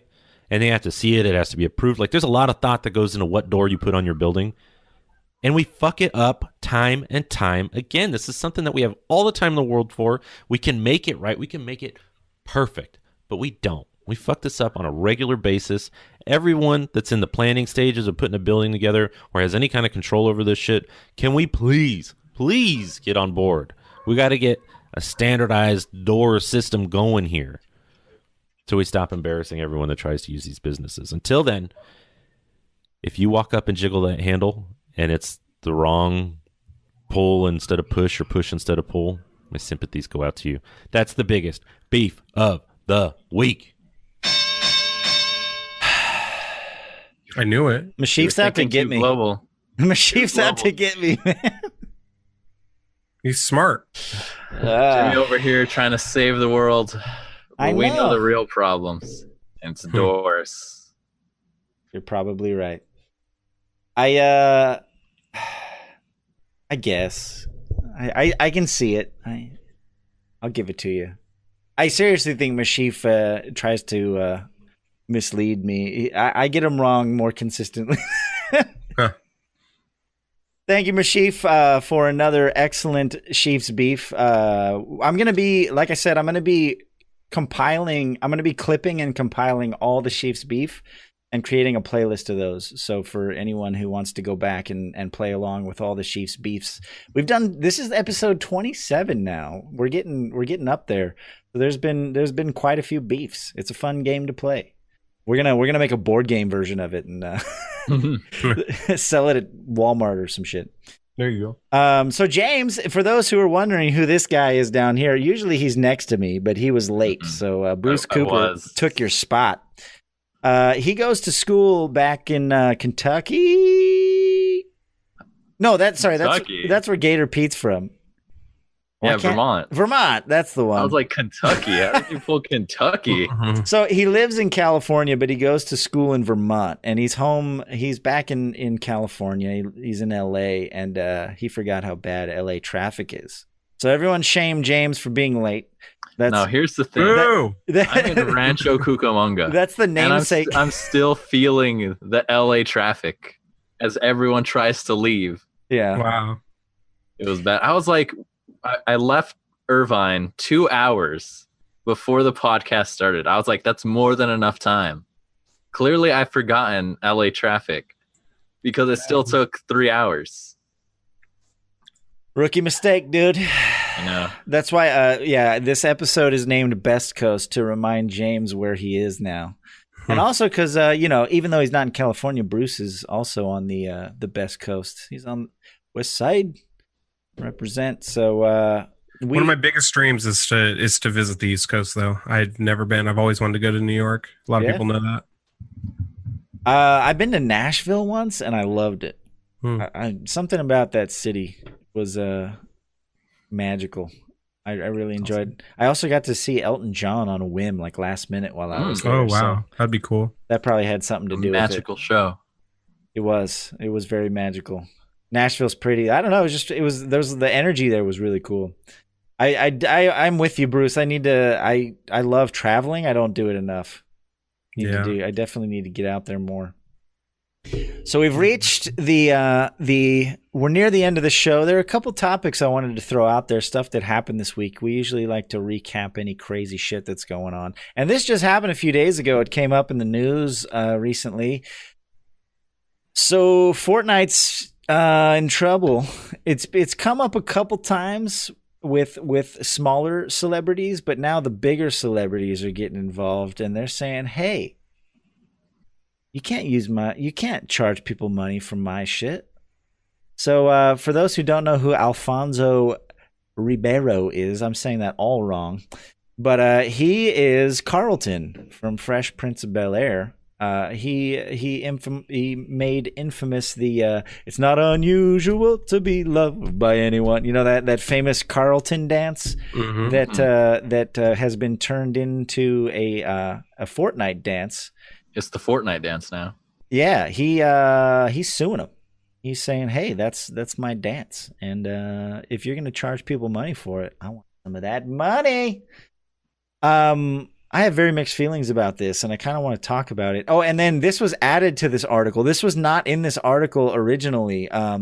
Backpack Kid is also joined the fight. I don't know if he saw Alfonso do it and join, but this article originally, this is an updated title. It originally said Alfonso Ribeiro is suing over dances, and now the Floss Backpack Kid is getting in the game. And I know there's been a couple other people who have kind of joked about it, like the guy from Scrubs. Right. Had kind of made jokes about it before, but I don't know. I can honestly see both sides of this argument, so I'm kind of curious to see what you guys think about it. You want me to start? Hey, yeah, if you guys have an opinion, I want to hear it.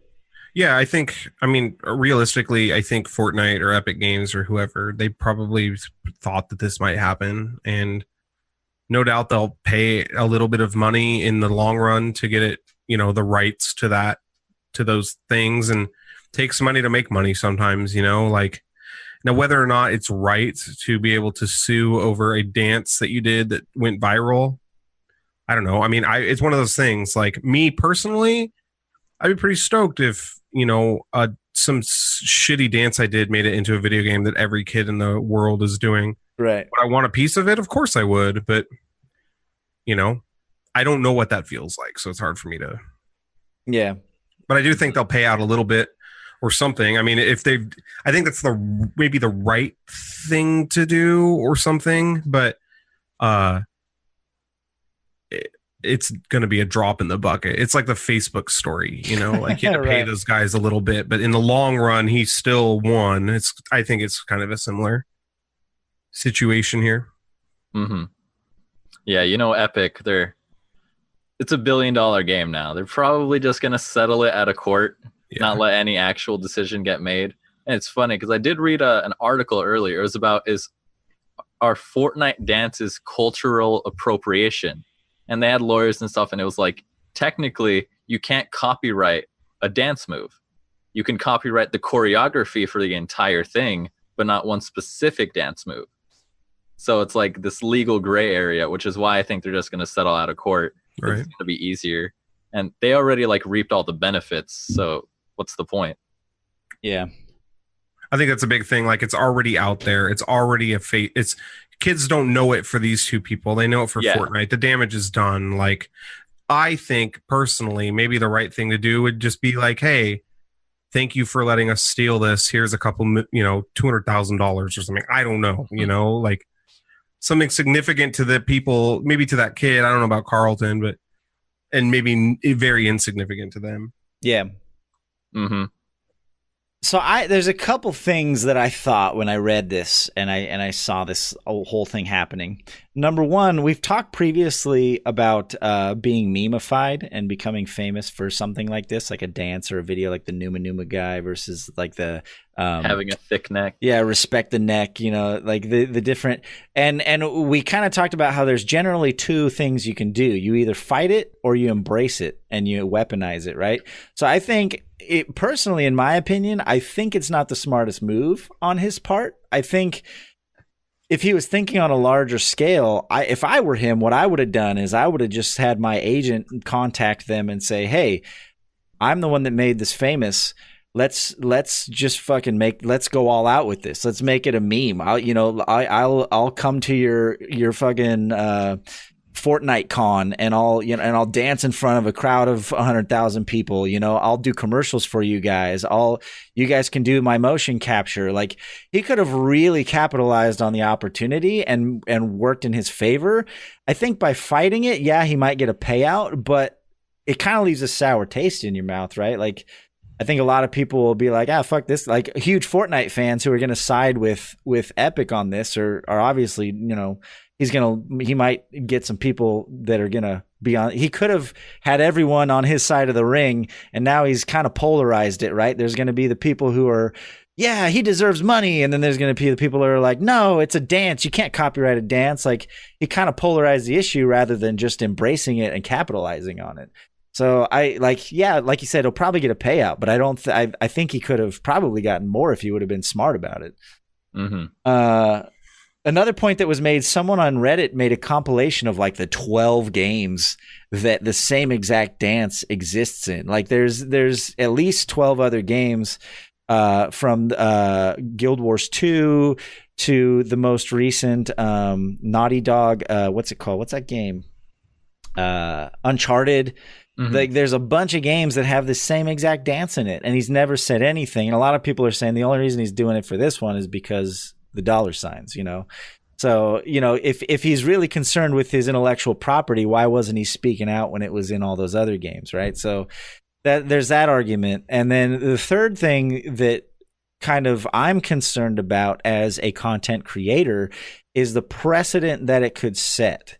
Because like, so okay, he popularized a dance, right? Well, what about all the YouTube videos of people doing the Carlton dance?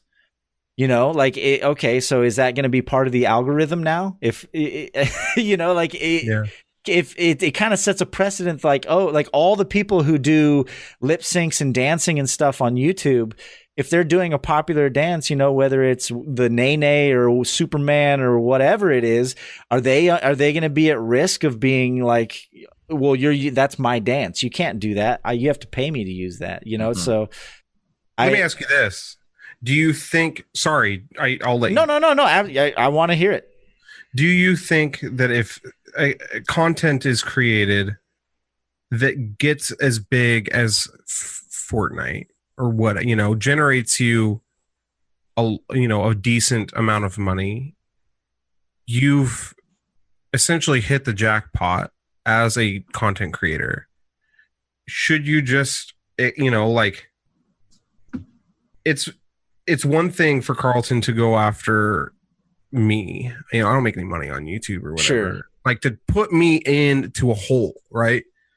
It's another thing this is a business expense for Epic, you know, like, is that bad? I don't know. Is it like, at what point does it go from like, this is not a big deal to this is a big deal? And is this just part of what business is like? I don't know if that's, I guess what I'm getting at is like, is it that big? Is it, who's in the wrong, or is no one in the wrong? Like, is this something that is this okay? Like, yeah, I honestly don't know the answer to that question, and that's why I kind of posed a few I guess different. that's the whole point of the question. Yeah. Well, but that's also why I posed the different scenarios. Like, I guess what I'm saying is, should this be something that you should expect if you were to have an idea that were to generate revenue in the same way Epic Games is? Like, is this something, like, is this just a business expense? Well, I guess it just comes down to, for me, it's not the only thing that they monetize, right? I mean, they monetize, everything. Yeah, and they even added more. Now now in the loot table are weapon wraps and vehicle wraps, which are more skins for stuff that wasn't skinned previously. Well, and some of those objects are culturally significant too. Like, the different costumes and backpacks and all that stuff. Like, a lot of that stuff could there's the one glider that looks like a Chinese dragon or whatever. Like, is someone going to assume for, cultural, is the country of China going to, like, say, hey, is it cultural appropriation? So I guess that's my concern, is where it's kind of I don't know. I don't know if there's a right answer. It's kind of a tricky subject. I mean, Carlton's not the only person. Maybe that specific, I mean, it is a pretty close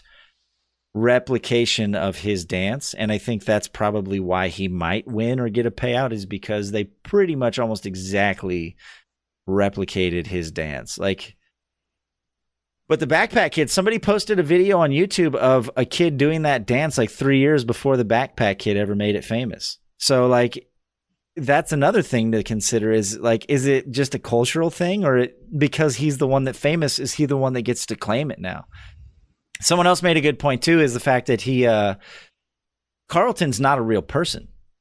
He's a character that was created by a giant media conglomerate. If anyone has the rights to Carlton and his dance, wouldn't it be the studio that created Fresh Prince of Bel-Air? I don't know. Who actually invented the dance? So, yeah, especially if there's like, because a lot of the times there are stipulations where, like, any ideas you create while working on this project or being a part of this project is that intellectual property of the company. It's not yours. Yeah. Let me ask you this. Is there anybody here that thinks that it is wrong for them to be suing Epic for this? I mean, I can definitely relate to them. If I was in their position, I can't say that I wouldn't, especially, right. If you see how much money they're making off of that dance and you're like, hey, that's my dance. Yeah. Like, I can see why. I just don't know. I don't know. it's a tricky. I've heard lots of arguments on both sides of it. Mm-hmm. Yeah, like personally, I think it goes to a level like how much of the dance is a part of like that character, that personality. Like when people think Carlton, do they think of that dance? Like, is that the main thing people think about, or is it a number of other factors? Right. Because they have all sorts of dances that they do, like they pull K-pop dances and stuff, but they're not getting sued by the companies that own the girl groups that do the choreography. So it's like, how big of an, what's the word I'm looking for? How big of the dance is it to like that character or the person that popularized it? I think, and without getting too controversial, Mm-hmm. I think it becomes more dangerous. I personally think that they have every right to sue if they want. Mm-hmm. And we live in a society, we have to be okay with the good and the bad if we want. I can say whatever I want, doesn't make it right, but I live in a society where I can say whatever I want. That's part of my right. I can sue whoever I want. Doesn't mean I'm going to win, or doesn't mean that it's right. Yeah, exactly. I think it becomes dangerous when we take that sort of thing away. I think it's up to the court or whatever processes goes through to determine the right and the wrong. I think it's silly. Yeah, it's a silly argument, whatever. But I think it's important that it's happening, because we can't take that sort of like right, I guess, away. Mm-hmm. Yeah, because it's part of what allows us to do whatever we want where we live. Like that's my take on it. Yeah, I just, some people in the comments are comparing it to art, and I do definitely agree, right? Like obviously, if I paint a painting or I take a picture and then somebody else just takes it and puts it on their website and sells prints of it, I'd be pissed, and I can see how this could be compared to that. But with dancing, it's just hard for me. I guess maybe I don't see dancing in the same way that I see a physical piece of art, because dancing has always been a cultural thing. Most dance moves is some variation of a dance that somebody else already did. I mean, the African tribes who created some of these dance moves long before anyone ever lived here, like, do they get a claim to influencing all of the dance through all of the generations of time? Like I guess that's my biggest thing, is like, who gets to claim? Because his dance is really just a combination of like 4 or 5 different dance moves that he exaggerated and kind of put his own like spin on and did in a very funny, specific way. But maybe that's why I'm having trouble with it, is because I don't value dancing in the same way that I value other art forms. Maybe that's my shortcoming. Maybe that's something I need to reconsider. But I don't know. It's a hard one for me. Mm-hmm. Yeah, but I mean, at the same time, like, your profession is, as far as I know, not determining these sorts of things. Like if you had a formal training on deciphering this, it might be an easier thing to answer. Yeah, I'm just some asshole armchair expert. No. It is a fascinating. I think about it all the time. Like how can so many people make this and make money off of it? It's one person's idea, or one. Where's that line drawn? Sure. Mm-hmm. And that's probably what's going to get decided. Like, to what extent, like, can you own a dance? Like, do you have to own each individual move? Is it the collection of moves that make it a separate, unique thing? Right. And that's why we got courts to decide it. Exactly. So even if Carlton loses, it's still, if Alfonso loses, it's still going to put down like, well, if it comes up later, this is what was decided beforehand. Compare it to that. Right. It's going to be the standard, or the precedent. It's going to set a precedent. The template. Yeah. What is it? It's called a case law, right? Like case law. Once a case is determined, it's kind of going to set the standard for a lot of the other. So, that could be, and that may be why Epic pays outside of court, because if they fight it and it goes to court and they lose, then every single person who has ever had a dance copied in a game is going to start suing like crazy, right? Like if they know that, okay, a court case has been decided and it's case law now that I can claim a dance and I can sue a company for that dance. That's, I mean, it's, and whether or not that's right or wrong, I don't know, but it will be decided if it goes to court. Right. And Right. full-blown choreography, as mentioned in the comments, can be copyrighted. But you're talking about like a full choreographed dance, not just like a couple dance moves. So I guess maybe what is the definition of choreography? Obviously, if someone tried to monetize the entire Thriller dance from beginning to end, they'll get their ass sued. So where's that line between this is a dance move and this is a choreographed arrangement? I think Fortnite 2 is the first situation where they've taken like something that was already somewhat viral and used it in their kind of IP. I don't think it at the degree that it's at. I think that this has happened before, but never at the scale that Fortnite is. Fortnite's kind of it's a groundbreaking thing. I mean, absolutely. They're venturing into, it's available on every platform, on every system for free. It's a cultural phenomenon. Yeah, and I don't think that we've ever experienced that before at this level. Like, if I were to make a video and put it up on YouTube of me picking my nose and that becomes an emo in a game, that's one thing. But it's a completely different thing for it to become an emo in Fortnite. I want that emo. Yeah, like in Fortnite, like that's a different. Fortnite's at a different level. So I often wonder if we'll ever see a game like Fortnite again. Maybe we will. I don't know. I mean, it's happened a few times. I mean, if you look at like WoW in its heyday, I mean, there was a time when there were celebrities doing commercials for WoW and stuff. I don't know if it was on the scale of Fortnite. I mean, Fortnite's got like Samsung doing Ninja commercials for V-Bucks and shit. So yeah, but Fortnite or WoW, you've always had to make some sort of a payment. With this, like anyone on any device, anywhere, PlayStation, phones, computers, Xbox can download it for free and play it for free. Yeah, and like.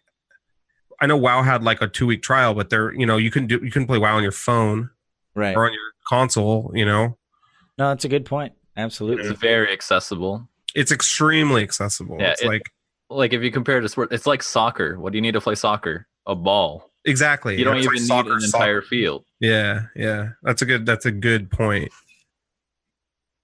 Huh? Yeah.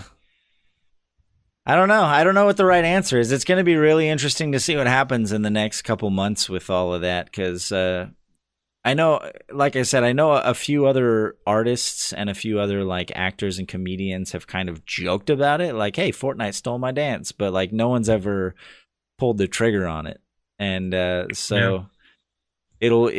something that's probably going to have some cultural significance here in a few weeks. We'll see. We'll see what happens with it. Personally, I still think, right or wrong, I still think he could have leveraged it and just been like the face of Fortnite. Maybe he did. Maybe he tried. Yeah, that's true. Maybe he did reach out to him and they were like, "Nah, we're good." They just didn't talk to him. They just didn't say anything to him, probably. Yeah. They were like, "Oh, another one in the spam bucket." Carlton? Not Drake, sorry. Alfonso, yeah, oof. Oh. This guy, popular in the 80s. Backpack Kid, Alfredo who? Yeah, exactly. Yeah, no, good point. You may. Do you have blue hair? Are you Drake? Yeah. So, real quick before we close, we're about to end. What do you guys have? You guys seen? Have you guys seen Will Smith as the genie? Some people are not happy about it. I actually haven't. Other than that picture or that one thing you sent, and I still don't know how it's like here to me. It's like hearing Pikachu as Ryan Reynolds. Oh, that was so bizarre. Realistic Pikachu, and it's Ryan Reynolds. It's weird. It's weird, but I don't know if it's wrong.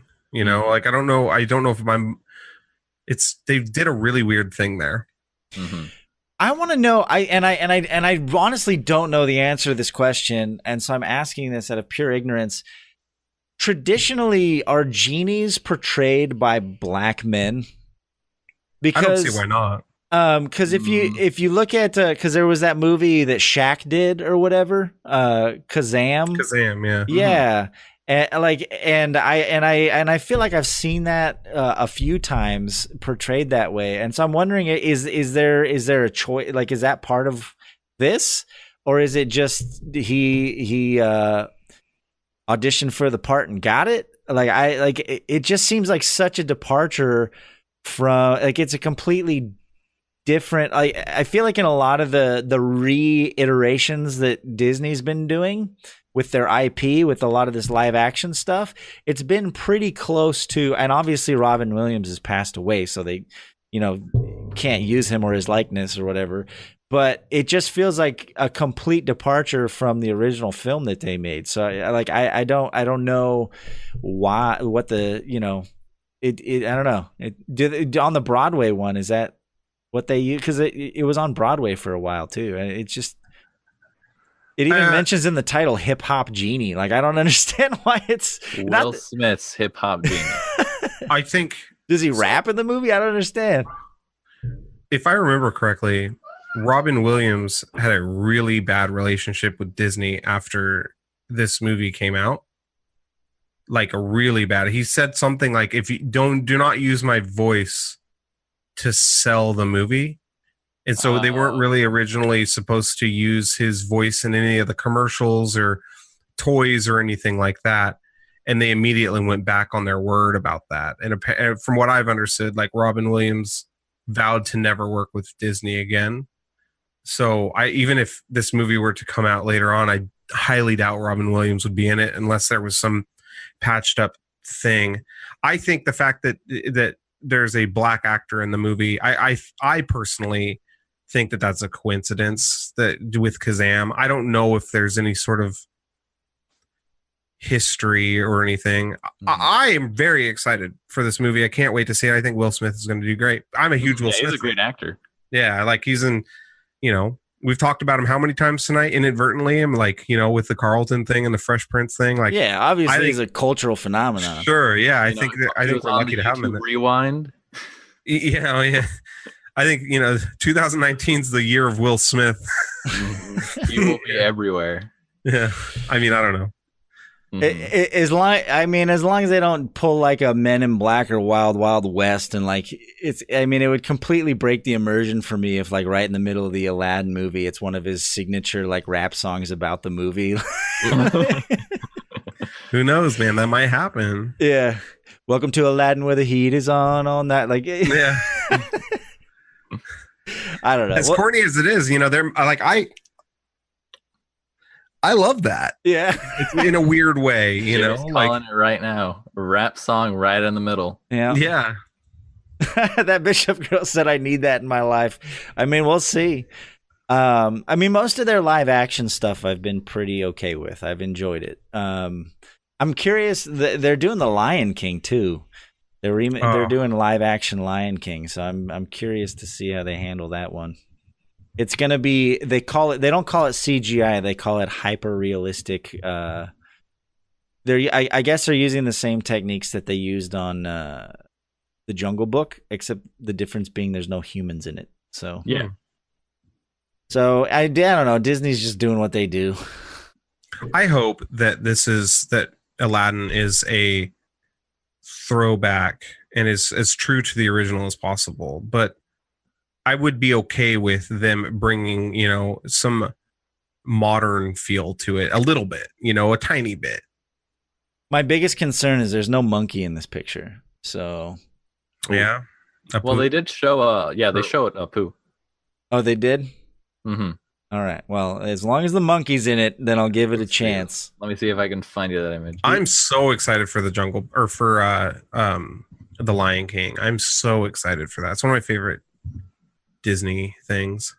Well, I mean, who's gonna do the music? Is it gonna be Phil Collins or Elton John or? Gosh, I don't know. They need to bring back Phil Collins for Disney movies. I just want him to make all the Disney movies. was my favorite part of Tarzan, man. I was talking to Lady Navio about that. There needs to be more Phil Collins songs in Disney movies. All right, there's the monkey. Mm-hmm. Oh yeah. Okay, I can get behind that. It looks like a monkey.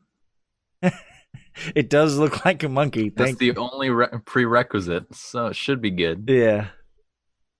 All right. Well, we're just gonna have to wait and see. I'm personally very excited for the Disney stuff. Yeah. It's Disney. They're consistent. How bad can they do it? I'm also going to Disneyland next weekend, so I'm a Disney fan. I haven't been in a while. It's been a while. I need to make a trip. I enjoy Disneyland. It's changed a lot since I've been there too. No more Tower of Terror. I'm kind of bummed out. That is a disappointment. Mm-hmm. They turned it into Guardians of the Galaxy or some shit. So I'll give it a shot though. $20 churro. Yeah. Don't worry about it. It's the experience. Yeah. When you go to Disneyland, you have to accept the fact you're spending $300 on food if you want to eat there. Yeah. You just got to budget for it and just go knowing that you're going to spend more than you probably would anywhere else. And just be okay with it. It's like when you go to Vegas, right? You go to Vegas and you say, okay, while I'm in Vegas, I'm going to allow myself to lose $500. You never go expecting to win anything. You just set a limit and you say, I'm going to go blow this money and have fun, and then I'm going to go home. And as long I've never been to Vegas as an adult. It's fun. I enjoy it. That's what everyone has told me is like set a limit and do not go a dime over it. Yeah. I mean, I personally, I'm such a nerd, but I'm like, man, I go for the shows, but I really do though.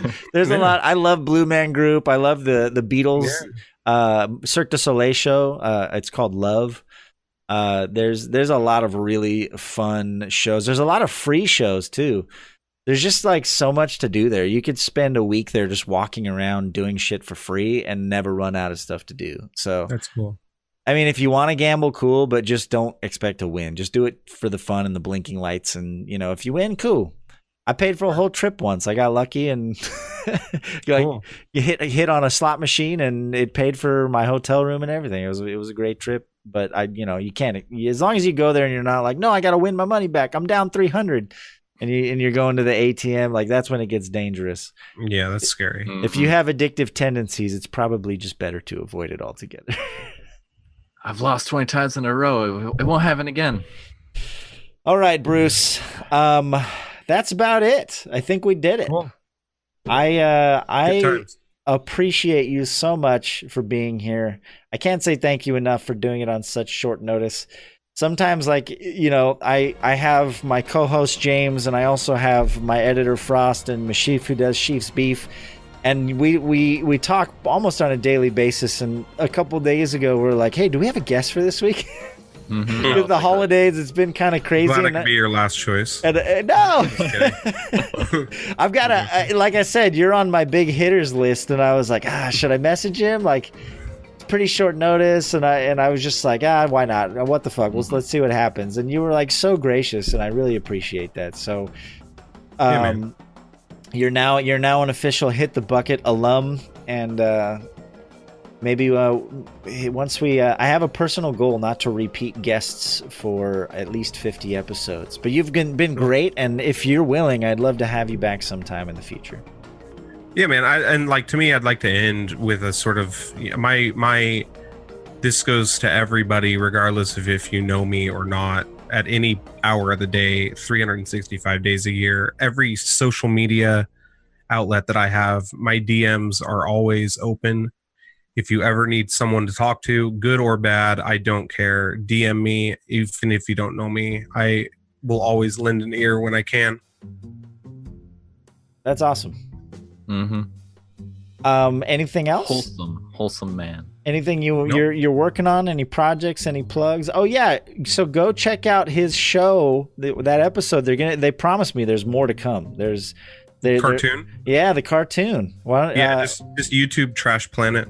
Trash Planet. BruceCooper does some voice work on it, and it is hilarious. We played it earlier during the show, so make sure you go and support that. You can find him at twitch.tv/BruceCooper.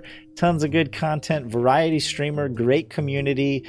And go show him some love and give him a follow, and he will probably make you laugh at least once while you're there.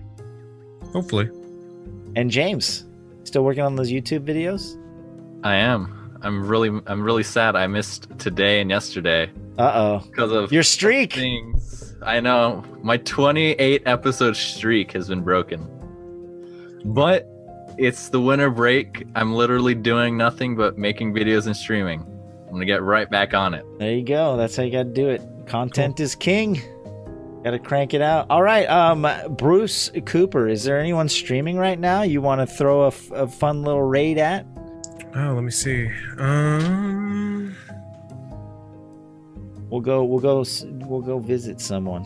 Drop some buckets and stuff on them.